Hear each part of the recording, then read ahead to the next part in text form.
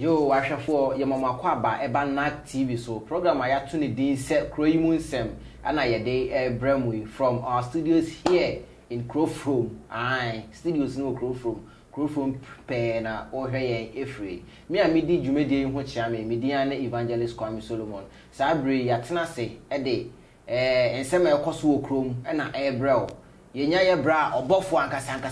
ewo ye ntem. Aye, obofo for landlord come. Aye, landlord obofo. And the empire ebedwa oye dit na efi akire ho ba na ano dene ana braju na no ho akire ni yo braju na no ho akire ni o si dan da ana aban ese ye mu nso kwa efiera se da nso no ma ho mu ne kwa o problem ne sen o se chinchina ache o de efiera e ba ye adwumedie so ye ntwe efiera aso ma ahwefo we die edamonim mo fo mo adwen channel mra Nak TV e wo YouTube subscribe na share video no o comment no so ehu hia pa dan de nyina e baje bre na yakenkan ama mo se de e be ya afoforo so e be hunu se sa wo o hwe program ne pa me pa cho landlord me ma wakwa ba ye nua na de ampaye be dwa brajo akwa ba mo ngejo so na ene also wo how ne say brajo me da say wa oni tua say ya le bae o mampenyi say baby bi ebunsu ana efie bi mu aye bunsu oton bia sa ana baby bi ebunsu a omoba be jinsu hu sika de yenye den yemu ni free and for 3 months sanity na minim ni a esi minim papa bi ono nko a den etwi ni nsu ofi o se on te ase da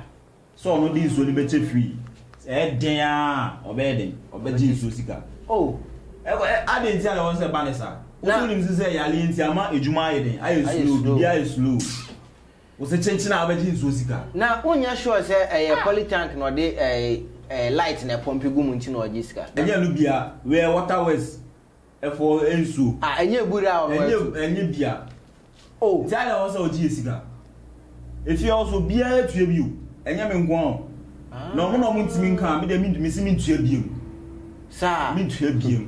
eno anti na if you ra na dey na wo yes aban se ye mu nsuo kwa na wo de wujiska minua medasi na eni di na me wo ma kanye saka aha me ma metina sa enkwasasem na kachi we ka shem oh enkwasasem wo we hu ne sai because aban ye nyina ye dia dance say aban se ye mu nsuo kwa ye mu nsuo 3 months free ana se wujiska denti na wujiska kachi me kwatwe me pipe no na aban wo gina yen ezu ni bizanse ene dia unni ne wo si edia se wo si obo brati se de me ma bobre ya ka on kasa nkwasasem we nso na twifi pum enya aban nsu kachi aseme na aban wo nsuo aban so be na aban wo efiera aban oni nsuo no aban na distribute nya water west for nsuo aban wa na distribute ka bi ni obi afie ne nsuo wo da bi obi wo ne ho nson se obeye nsuo sa wo nson ya e kire se wo bobre duru ba bi na wo enya nkwase asem na wudi a wo fie ho wo hu se me manu ato bi anum da me pe nkwase asem nti o ba no ma bo tenancy agreement amount se fie na wo betena ho no me hyehyɛ wo fie na ade be yɛ adwuma wo jitu ana we no tie we no oman mu nyina na do oni fie afọ dwene ho sa asem no ode be tu dwa no ode fie afọ dwene ho wo se oni ministry ni hia ministry se sei krachi me fie nye ministry asemu me fie a private property na ne we ye fi Ghana ase ne ho se na de enso dada nyina no me tua no me de chame me kwatwe pipe Ghana water for the chame masa pipe ni ele free me kra no busa ba bia yete ba bia ye kwatwe source ni free no masa me boka 8,000 ansa ne so ne be fie ho se on te ne kana se o si won te enti na oda so me ti ka say se enyanje uska na mai so mo bejiska nsuo for mai so mo beji if you rap so kire say water bill no emma de na emom e ka na wa body da no ana oji we ne dia on chain wo na obechebe me nye mra omo sha se so mo ji nsuo sika wa tete efi kachi kan say obia tie bema tie mane ntia se se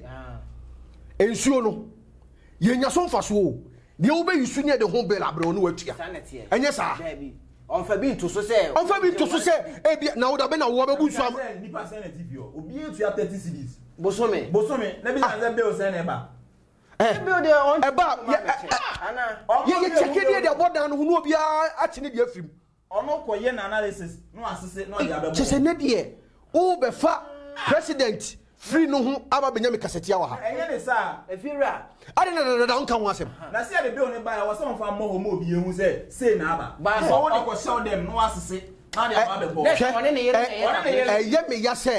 eye me ya se antimage an dan to ne de so eni ha bi na kanya asem an ke fa antimage what na fi ho almost 8 months let's go buy a cranche oba ye nche busumi bia utua eno de yenkoye abra wo meka ho asem se bi efiera water bay na eba no esododo me so no me pekwase abu nti eba enya me na meche na minim de ntira oba betena ha opuso ogumi mi hu fi sebi ni pasa obebo bra obesi fia obetwi nso aba ofie no enye izo ene kuma se fia bia na nso dabi kuma se fia bia na nso dabi enye no kre nti omo mpre so omo di nso eba minia tie se se ye fiera person kire ne se enye aban na ye nsuo ni ma no beba ahwefo ene de ahehuru den efiera ne person kire se enye aban na etu nsuo no aye den ama no 8000 so wo mti asese 8000 ana bi twinsuo ne baaye efiera se aban atiti afrim aban fie ho no oboka 8000 ana aban se omumu nsuo ne free aban bo so me so a ontu omoka eka ono bo ye de twinsuo ne ba fie no aban entua no na emom nsuo no ma use sika na ye den eba eno so no chem omo nti ono nya mfa so bia wo so ti saa brie ye de 3 months che ye no o de teneka masa busa ne se ale ya ma ko be da teneka efiera na bi kasa me tika o me kasa me tika ye tie ne se eto da bia on se mi misi fie ne nyene na obi wo ho a otimi boka na odi atu saa na tie oba na sika na be ye edan ne ka obi wo betene mu a ompe ne saa na se bi mpreduasa de krachi yiken so odwene nipa ho ene wo abadaye a kase ma wo kenko nka ne se bra ti ase mu ebi tie pa Tremansi ana na do de amayi president edanase na wodwene hu se maintenance pipe na no nkrofo twitwio se pipe na tefa so a hwan na be ye oh okay odie busa no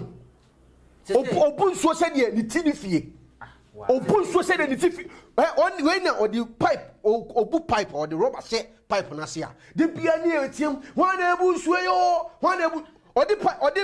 rubber se wa mu akowura dem onu aduane fie ho ana ko onu aduane kanya me ya ne prafo mu ba nyina ne ge ba ko de ye me ya kora ne se onfa kap ko bu nsuo no obi se no na no atua si ne de kan na ebu makasa ho da o ko kan so atua ka afira ge asem ade ba ye onya sure se ge ne ho hinti na wo de eje omoboso ni oh eto de bia asem se musa se ene ye de busa se na no de ne si na no de ne si ye krachi medical catch no se obetena fie ho afi no ko 8 months bra obegie di se bosomi aso kra wo se wode ne light bill ni water bill ba eno no gisa wo te no ode oba ba fie a no wada ne kansa no wetimi atua the line are you mini ana se hotel pa no eti se me na na do ka se wode ensuo na cheyen light wajimu fa no minua eno de waka na asem baby wote no obi konsuo ho debi obi an konsuo parliament obi konsuo ho debi obi an konsuo ho ode so anya ni nsuo no ode cha de ya omu kotutuma eyi sebi rural areas no ho no sa gan a omu commission a na ban abetu nsuo ama ye kuro no eno de free eno de okase free de ene be ni o ti nsuo wan chrese na ayese kromo ano panifo bi kasa kanka bi se sa bo ho no ye ntwiti no aye aseme na akan ye ntwiti no nsuo no da be na o me de ateye da se fierafo ene de abosomi aso efierafo bi amuwo Ghana nyina aban so ofiri na komam odi acham ya de ne ba ye waye odi no do na de ateye ade na wasa odi na chamo bra odi o fa cheye yo wata o ma ba so mo beji o fa cheye obi ama so beji ska se bi o na emma bi bi bi o na ye ba ti emma enti wo ha ni say ma emma no se me pipe no etefa so ahwa ne beye efira dia kan dia me no onya adwene hwe kachi wo ena no ba ya antimage kachi o say pipe no apai wachiro ho no dia asem na kachire no say ne wo na pipe enye okay aka okay kakase ne na do mfix me na me di misika because me na me japade ena me si me bon ho ban me koye na sa dia wo bon ho ban wo tifie da bia pipe no be pai bia no wo tifie ena mo plantwe fo a wo sori a wo twetwe eno no me efieru a wo be ha me dan na se bibia se ya wa na ese wo ye me na wo se me ye so obi bon ka sa obi bon ho ka dia se die magye me water be free tete sa na be koso agia magia kopem se aban pa onka se efi ne ko onye water be bio me ifie ho magye pipe paya anyo ne baba be ya mami se atifa so anyo ne baba be ya mami beba ahafo na TV so ana oguso a o hwe na de me say emu aye de dia landlord obofo kan say aban de isuo no eche no kra na ono ne water bill obey de be obeje Kosona for comment ne bra said ye be yeso be kenkan ama for proside ate me am de dwumedie no ho na ma ho media ne evangelist Kwame Solomon ye ko studio ne ye tran ko hwe asema twama wo kwa ne say wo ba fie o 2 months no pipe ne tifa so wan ko fa ho man kikire na say ngame nya ne den ne so ni bubu ne japade ne fa ho ne ka woni papa mu a so ye gi obi ade eye ne ye nyense no ka wo to ye no so boy bi wo ya se ho plumber bi wo ho anka obetimi afen ko wage wa ye 10 cedis akwa we gina fie wo se efie ni nya ne dia bizarre so se me be di fie no de chemi ana oyi bi fi so sa eti efiera se no maintenance ni ade no se minim se nka mo de ka edan sika no ho ansa na me pacho efie ye fa maintenance sika nka ho sa edan na obetire mu ne ye jodo because dia minim ni se bia bibi kura na ase wo dan no ho na se wo ye efiera timi ka se me metie free u sika nim like eno no me fie ho no me mo ya we se se bibi se na be ya bomamane ansa se me hwe ne nse dan na atenam sa utimi atu na wo se yetinum sa se bibi ko so odem mo na me na fie no dia otimi tina sa ka fie no dia wo dia ne se epono a wo betimi atum na wa ye save wo dem mu enihia se ho nwunu na hwe na ntimi ntinam atutu e fa sika nye maka kire wo ya we eti adan na mimi nsuo na na do ti Flagstaff house obia ti ade o ye nde wa ya ade na ye firu afo de mo nwene ye ho ohun we se ye nkan ni wachi a o si agro na de ye nkan ni wachi a o si agro na de we busane se anka onu ka ni water bay ka bo so me so ye ba ye na anka tware pep on na timi ka kire we na ma me hu se sa water bay e ba 2 weeks time ansa na agege na ko computer ka ti we na ka kire me what's the water bay man in the prep one ahefo me say ene ampaya ebedwa ene enra na mu ode na mum ene ede chen enra se da da me ka no enra na mu o shepa but ene emu o chen enra de no ai dia ekoso wa ha ne de esani say ka kire mesrɛ mo wo ye firu anasa o hwɛ ya send o comment efa bra ana wo ye tenant na de firu ye obi di bi diwa ene kwan a wo fa so so be wo de na mesrɛ o send comment no fa bra ye na TV so ana wo gu so a wo hwɛ yi na TV yo Facebook yo YouTube Instagram social media handles ni nyina na TV ye adwuma wo ho mesrɛ o WhatsApp line no so gu ase enti bibie ni a obetimi de wadwen kyerɛ afa be bia ye be kenkan e de ama efiera ya uye unyi ni se police for ye de komo ma o ho be kire o pa obedem ho obedem papa because mi medem ya uye etia mra masa ya bo kire emra be ne tia emra ne tia ne sei hwani aban o ma pedi na na do aka hwani aban ne ye me ne umi ne ya masa ntimi sori nkwa na ana da bi na na do akasa oho ana ye se police for na say ma kire wade police asema de bem na me de pa lockdown ni ba ya ni sifi police for say bosu so etu omuka oh etu omuka so mu yo madwuma say police for omo boni pa won ban dada na mo bom omo ne nam kroma no kra na yesa allowance aban sa de mom enu asem na me ba ade na ayo odwuma dada aban tu aka boso me na lockdown ne bae se sa be ye adwuma na wo ye na ye se ye no de sa mo allowance na ye fiewafo no wo mo o mu se ye fie ni gu ye water closet mu di de bia se ne u bia bonte anya ko adwuma mu toilet kan wo be ko toilet ho ye fie toilet ho mo flash ne sa nyema ni nyina no e be twe sa ne ma nyina o ma dwene ho o mo nwene ye ho we kire se Obey so business of you. Masa, se me fie no Kenyan business ka me fa man han you. Ene pe duma bi ye. Se me fie no Kenyan business ka me fa man han. Ene Na na do fie o dia business. Ya de man han. We si fie na de man han ka he wan na ntwi so mla bi o. Enu ti na ma twi na me say. Me de me fa ban si se nya adwuma. Eti aban onim so betwi so abam fie. So onim so di so be cha. Ko se wo di so be cha. Anka o se we police for the omobebo e ho ban o de all be kan o magu so so omobebo e ho ban o mu prepare allowance dem a wo anka ye fieruafo no yesu ye wo fieruafo ekuo wo ho me ba bia me wo no ye fie no ye wo fieruafo kuo ko mo so mfre ye no mo yin tena se na na do oni council of elders o be bie lockdown no oni doctors ne yifo anhia anya futu eti de fieruafo ye de nim nyansa eti ye problem ye won say ye sifie ni ama kwasia panyi ti se wei e be kire fie na efiru amanenya boko enya boko e kwasasam no ni mi die no e ye kwasasam no ni mi die no ana wo se obu aban mra so ana wo so mi bu aban mra so na mi na hihye mra ma no na akowe e mi ya se firu anum bi ti se yen ye sifie na akwafu se e be kire me hihye mra ma yen enya me na me hihye mra masa 3 months no mo kan wasem no ntokua to aban ka je se odi ache fiewafo dabi ene mante koto de ne bodwe wo so ye business wo fi o business is like more than that fiera we de wadaroma on say abranti o ye kratini iya wo chro pen kratisuo bay onimu kratisuo bay shia na mo fa so wo fi o no onimu man chen no why say aro die mienu ejina wana enti fiera we de esre na yesre kotodegu fom say panic on obi atua say na if you take obunso wa bonten opa wo de tie wo se won tua enye problem so o man to de tire fi ho ha me titie frim e be be ni mu obetuntem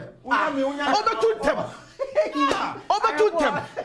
fiera na adwin na sesa o say ne advance no obetua ye no o se on tie nso ni sika de a enye obetitie fi advance ni muti time ne nya so se krodom adechi ana osire so ba beji dan sika no senye saade a je so otu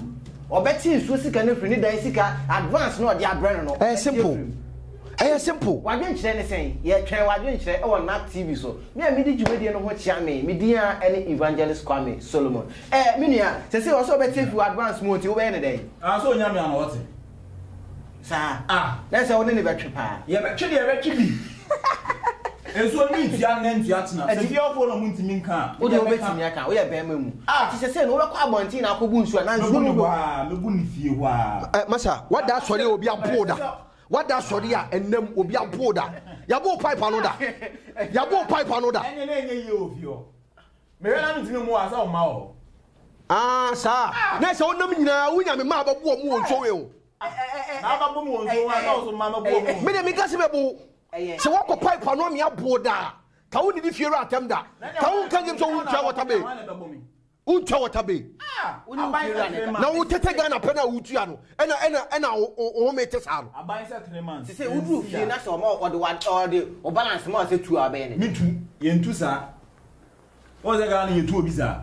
e bi si da sa efira se wadaroma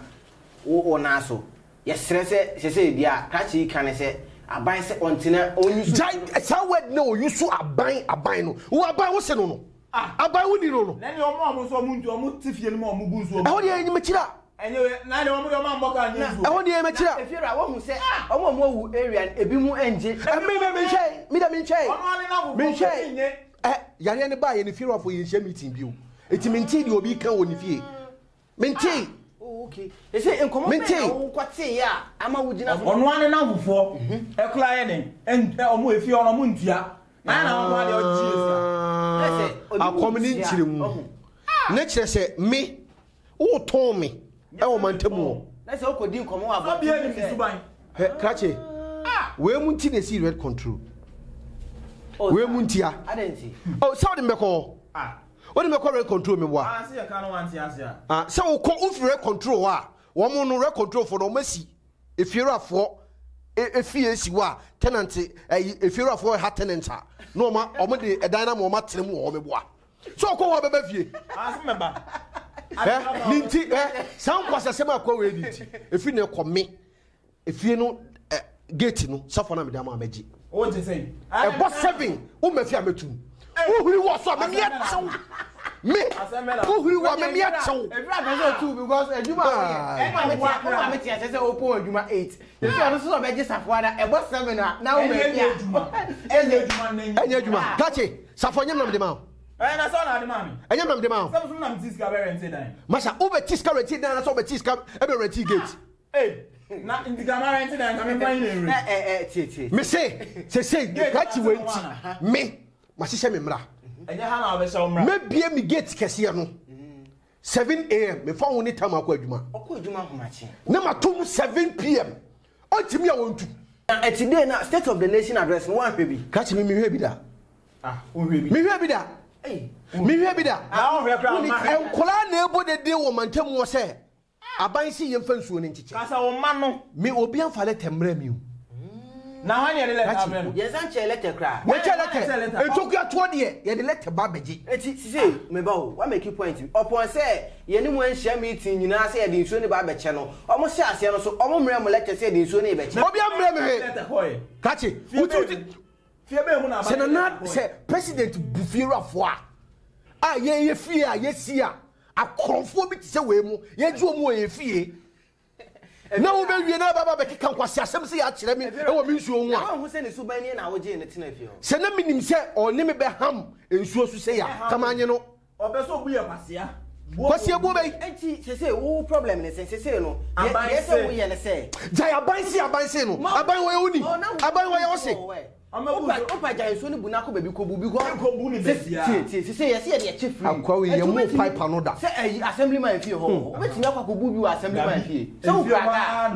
se wo kraka na me kraka o sa horo ka efiri o horo ne ka ho me horo ebufu se me wo mu kura no na mi ti anga me horo ne eti se no ko na ofo ni bi ho na ko horo efie kwa ha na me bu no se bonso mfo odo ka kwa e kwa omujiska na se ni o me so aban ana so me aban ya che na so me juma no enye nsuo ni huska no enye fi ne ko enhuru ka ofie obi enye nsuo efi ne ko enhuru ka ofie obi ana so pese o kire se enye aban na ye nsuo na ye de connect fi soro ho aba mu fie ho no 8000 mani tie se 8000 how many years on say ne ka tio say na o connect pipe ne eden e de bread no o ka say o de pipe no o connect ye ni sika no eden oje nti fi rade na mo ntua half mom e say half ye tua half ade abai kan yo na half o si mo bie ntua e fi rade me say o de ji om half why they just o je half because say o ntua kra asa de enye nti o de ji ne half o ya bo pipe anoda ye mo me pipe ano asa so na oba so ye mo ne pipe ano ne se be wo mi ba no yes me say na so mi ne ba ye be ma na ba o ye be ma o be ma o ayo boda je oba fo mo o ko ya betu fi ubetu mesemo ahefo we de modaroma ka chen se obetu e bira so otu no tenant no o magini sika nyina ade na o magini sika nyina 25 million de mama o magini sika nyina na tu obi metu mi sika be mawo mi sika be mawo ni wa tell fast house wa ko tell no busu fi o sa ma de so mi miensa na se sa ne dabi me pacho mi sika nyina mawo na sa ne utimi tu obi da akope se o mi se unti ne see red control no unti ene see red control se o betu anase ontu me pacho mo na mo be decide o comment na be kire say yeah bra jo be ko so atena fie ho anase efie ru an be de musa no wo tu Debi ahefo de be kire enyo na be kire o efie no media wa hwefo no efie no omodia omno mu wa hwefo no fie no media ahefo mo na mu bu atero mo ba mo comment ne mra ene de afaya ye ntu Ampaya ebedwa mesra wo betimi de comment no aba ewo social media platform ahodo ni nyina so a wo hwe yen no wo hwe yen ewo na TV from Facebook, YouTube, Instagram ni ba bia fa comment ne bra ne yen kenkan emfa ma wo se ekoma efiera na se efiera ni betu tenant no se ekoma tenant no so na se obekoso atena fio abra eko anko betu ubetu me ani di video no ho tia me dia ne Evangelist Kwame Solomon obetimi follow me on Facebook and Instagram at Evangelist Kwame Solomon me ba cho ubetu ada ubetu